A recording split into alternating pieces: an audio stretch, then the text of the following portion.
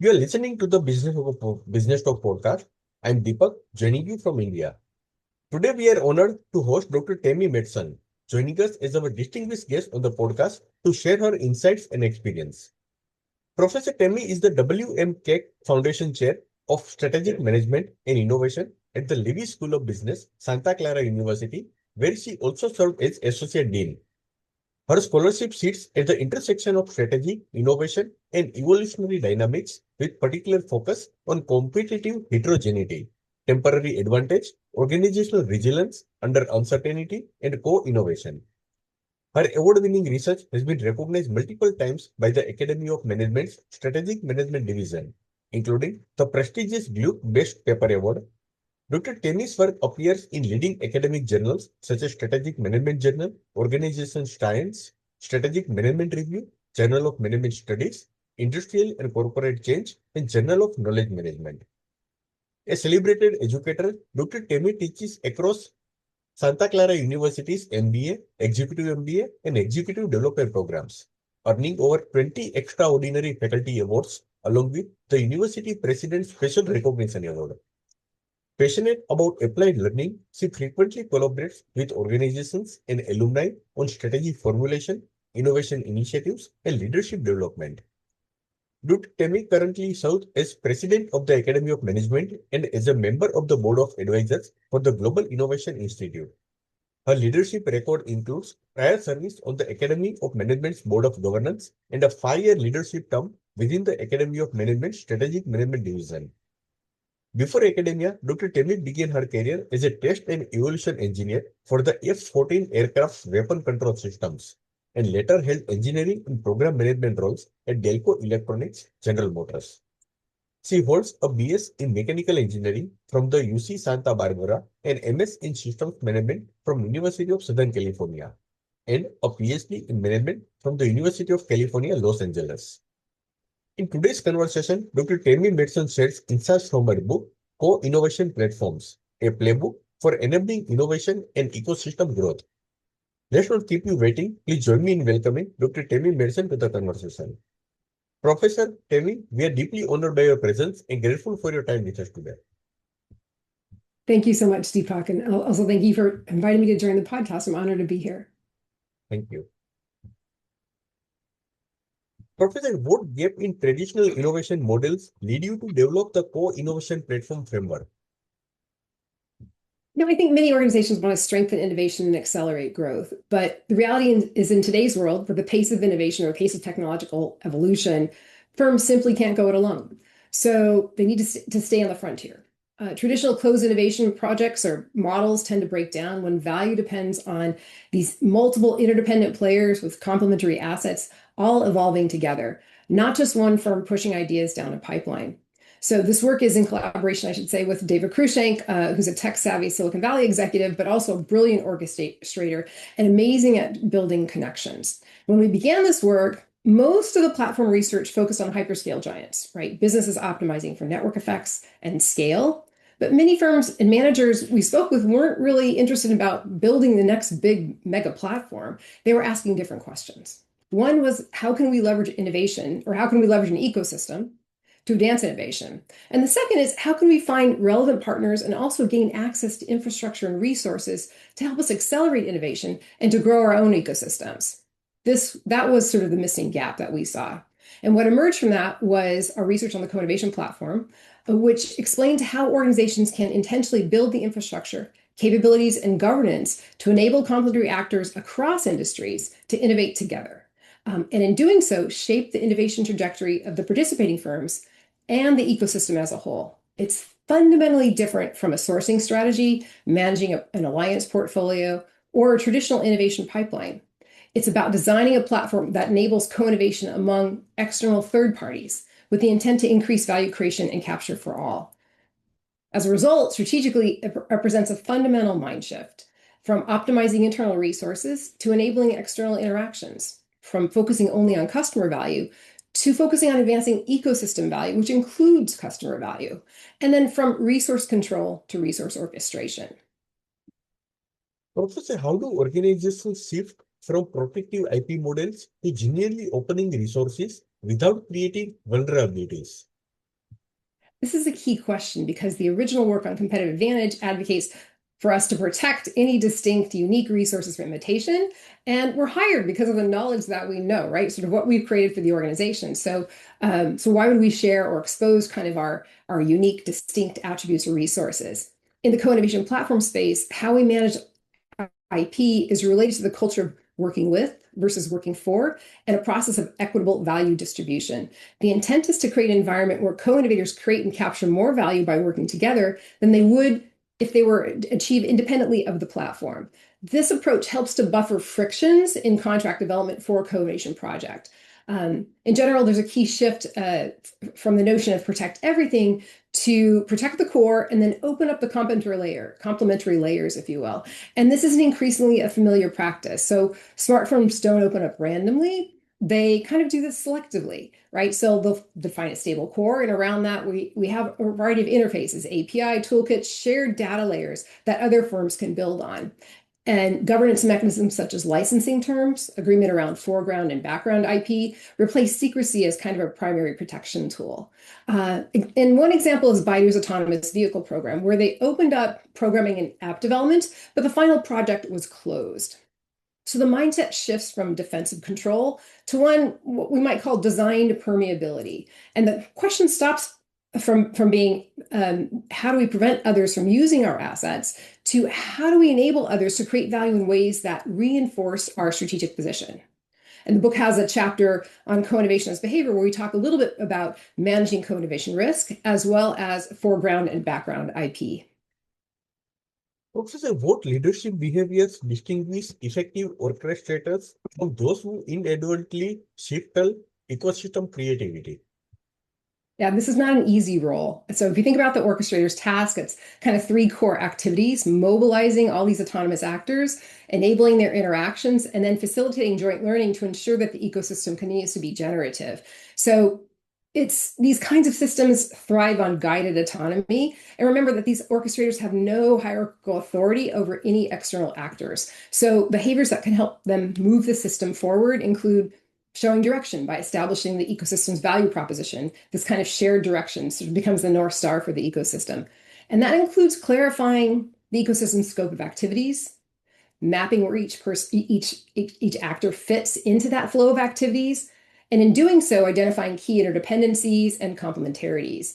These are the activities that are essential to establishing the ecosystem's identity. This, of course, requires the orchestrator to have a depth and breadth of knowledge that goes beyond one industry, beyond any one firm. They also have to foster a culture of working with versus working for by investing in partner success, empowering partners, by providing them with direct and indirect incentives, and by reinforcing this notion of equitable value distribution. The emphasis becomes what can we do together? And in doing so, the orchestrator establishes expected norms of behavior that support joint problem solving. Third, they have to act as enablers, right? They're designing the scope of activities within the platform, the infrastructure, the resources and capabilities. And this also oftentimes includes a special skill in knowledge broker, in serving as a knowledge broker, I should say, because you are connecting these distant actors and helping them identify new ways to sort of create new knowledge or new projects or innovative opportunities or address innovative opportunities that weren't maybe on their roadmap. And then, of course, they have to have strong relational skills, building trust among complementary parties, bringing them together, helping them to align their interest. And because innovation's a nonlinear and iterative process and there's scarce resources, they also have to be creative, agile problem solvers. Professor, how do you systematically turn intellectual diversity and conflicting partner interests into innovation fuel? I think of heterogeneity in ecosystems not as a friction, but as a source of value and an essential feature for complementary innovation and recombination. In fact, capitalizing these differences among participants is central to an ecosystem's functioning. That's where all the novelty emerges. And so we found that partners with a willingness to share and absorb knowledge from external sources had a much higher likelihood of achieving a co-innovation project's goals. Differences in knowledge, capabilities, experiences provide these opportunities for the development of unexpected combinations. For instance, applying a technology from one domain to a completely different domain. Let me give you an example of this. One of the co-innovation projects was with a dairy cooperative, and they collaborated with a digital consultancy who had a digital twin technology. Now, the dairy cooperative wanted to figure out a way to provide more transparency about their product to their customers. And the digital consultancy was keen on applying their digital twin technology to a new context. The result of the project was that they created a digital twin for each bottle of milk. Each bottle of milk had a QR code on it, so the customer, when they went to the store shelf, could scan that QR code and learn, oh, when did this product leave the farm? How long did it take to get to the store shelf? It was a huge hit in Germany when this rolled out, and the consultancy was extremely pleased that it had a chance to sort of try out its technology in a different domain, right? So this kind of success begins with partners co-defining the project's goals and speaking openly about why each party is pursuing the project, why they're committed to it, and this all helps to ensure mutual understanding about the importance of the project and the job to be done. Each party could begin with different motivations. The key is in acknowledging the value of these differences from the very start. And so when managed well, this intellectual diversity expands the solution space in the ecosystem. Professor, what are the most pernicious internal barriers to co-innovation, and how do you neutralize them? When we think about these barriers, most of them are not technical. It really ends up being organizational and psychological, right? So co-innovators come in, they have a not invented here syndrome. There's a lack of openness to external sources of knowledge or an unwillingness to share. They put their guardrails up there really quickly. So that doesn't really sort of work well for the process. Partner incentives that are tied to internal ownership as opposed to ecosystem value and impact, that can also kind of stifle things. At the project level, frictions can arise in buy-in to the platform's approach to contract formation. Reminder, we're focused on if we think about innovation as a nonlinear process and one that is quite iterative, if we are sort of trying to use long, complex contracts to govern this, it's going to slow the entire process down, slow the innovation process down. And if the goal is really about accelerating innovation, then we need to sort of shift the way that we're doing things. And so the platform itself uses simplified contracts to achieve these objectives, but some firms just not comfortable with that, right? And then, of course, partners can be risk averse. So by the nature of the platform, providing resources to support co-innovation projects helps to dampen these concerns a bit, as well as the potential benefits that have occurred and the success of prior co-innovation projects within the platform. Dr. Tammy, can you share an example where peripheral ecosystem partners expanding the ecosystem scope of innovation and in turn generality? I don't have a specific example. I think we saw a lot of different movement in a variety of different industry verticals. But one consistent pattern that we observed was that edge innovators often discover ecosystems' next path of growth or the next growth vector, if you will, before a core firm does. So in several platform-based ecosystems, small third-party developers initially seen maybe in a niche space created novel use cases that unlocked entirely new customer segments. And so what started as maybe fringe experimentation becomes a dominant driver of reorienting roadmaps, reorienting tools, sort of rethinking sort of business models. So these peripheral actors might be closer to emerging problems. You can also think about it as kind of options, right? You're adding all these partners to your mix, and there might be multiple partners in a new technology domain, multiple projects in those new domains. And sort of you're really trying to pay attention to sort of how quickly are they evolving and how do we tap into that technology and how quickly can we tap into that technology? So projects in the core, projects in the adjacency area, and then projects in a more transformative zone. Professor, how should co-innovation strategies differ between stable and turbulent environments? This is a great question. I don't really see them as different, but the pace and resource allocation certainly makes a difference here, certainly would vary. The platform itself serves multiple industries, including what we consider relatively stable spaces, such as bottled water, the mining industry, the dairy industry. And then we also work in a variety of high-tech spaces, right? So semiconductors, defense areas, et cetera. In all cases, many of the co-innovation projects focus on improving performance through the use of cutting-edge technology. So for instance, a mining project in the mining industry, the project was about combining IoT, cloud, software, smart sensors, and a smart watch to develop a unique approach to reducing harm to miners operating in a mine. So if there was a piece of equipment that spun off big chunks of metal, or if there was a collapse in a mine, the miners would be alerted much sooner than typical other tools that they were using.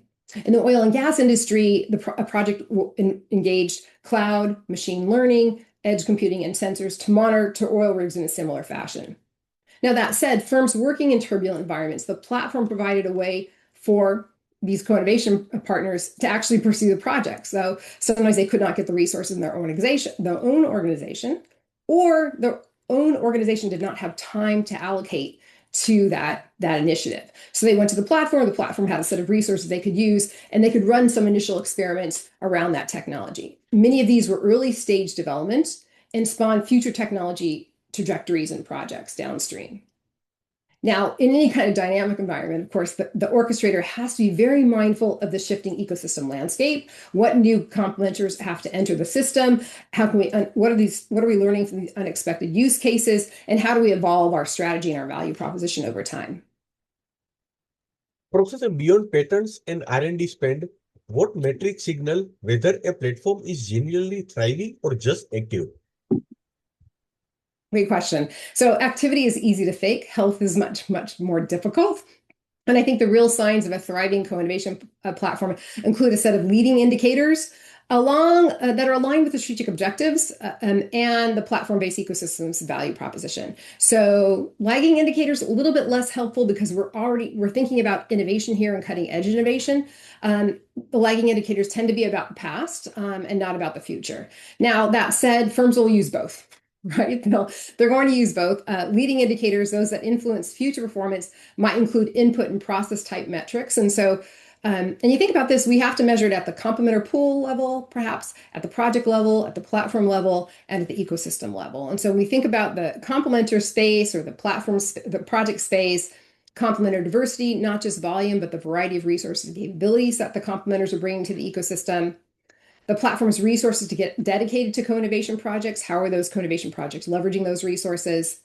The portfolio of co-innovation projects, the number, size, scope, what stage they are in development, and the type of innovation, again, going back to that core, adjacency, or transformative, and what role that innovation plays in the ecosystem itself.